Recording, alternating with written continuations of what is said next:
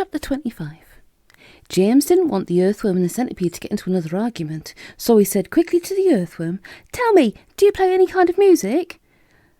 "No, but I do other things, some of which are really quite extraordinary," the earthworm said, brightening. "Such as what?" asked James.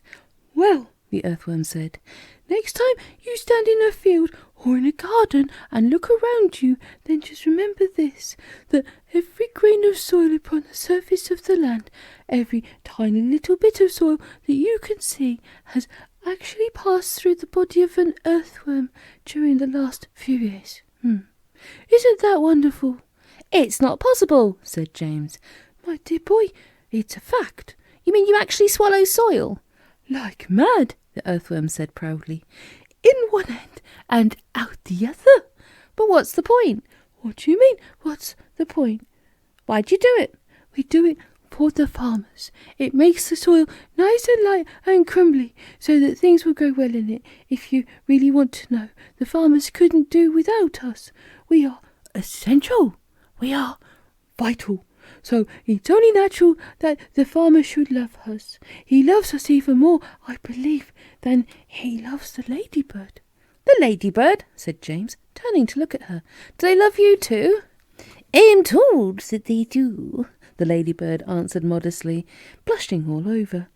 "In fact, I understand that in some places the farmers love us so much they go out and buy live ladybirds by the sackful and take them home and set them free in their fields.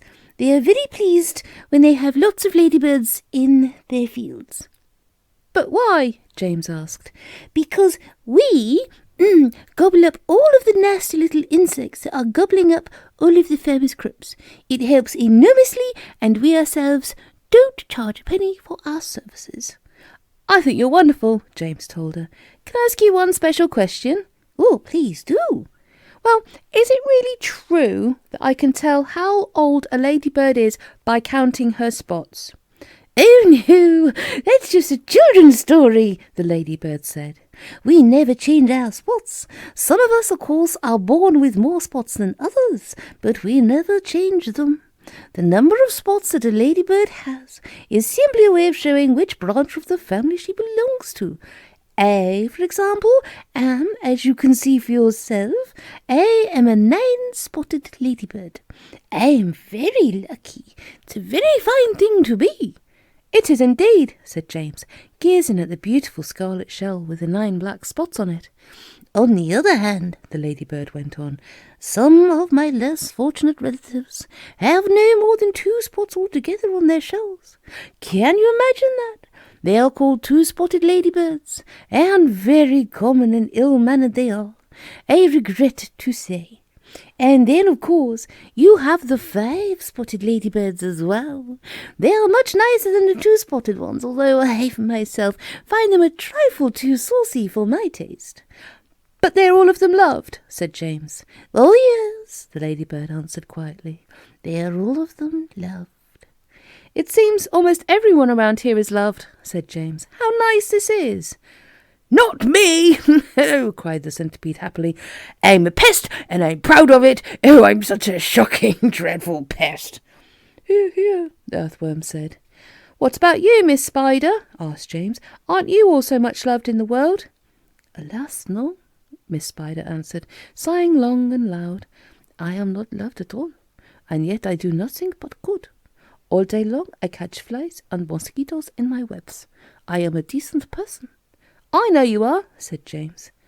"It is very unfair the way we spiders are treated," Miss Spider went on.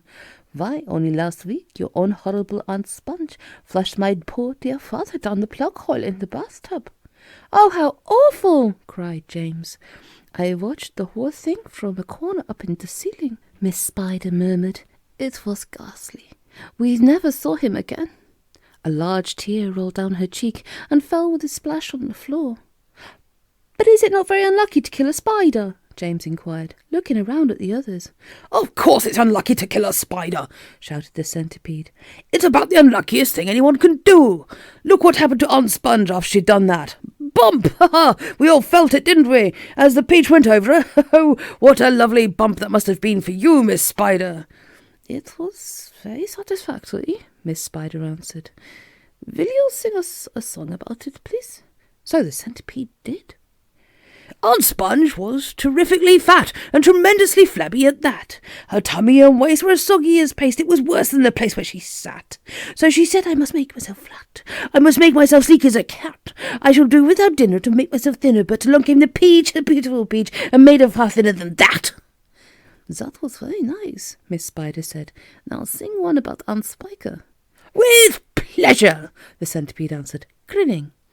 Aunt Spiker was thin as a wire, and dry as a bone, only drier. She was so long and thin, if you carried her in, you could use her for poking the fire. I must do something quickly, she frowned. I want fat, I want pound upon pound. I must eat lots and lots of marshmallows and chocks until I start bulging all round. Ah, yes, she announced, I have sworn that I'll alter my figure by dawn. Cried the peach with the snigger, I'll alter your figure, and iron her out on the lawn. Everyone clapped and called out for more songs from the centipede, who at once launched into his favourite song of all. Once upon a time, when pigs were swine, and monkeys chewed tobacco, and hens took snuff to make themselves tough, and the ducks went quack, quack, quacko, and porcupines drank fiery wines, and goats ate tapioca, and old Mother Hubbard got stuck in a— Look out, centipede! Cried James. Look out!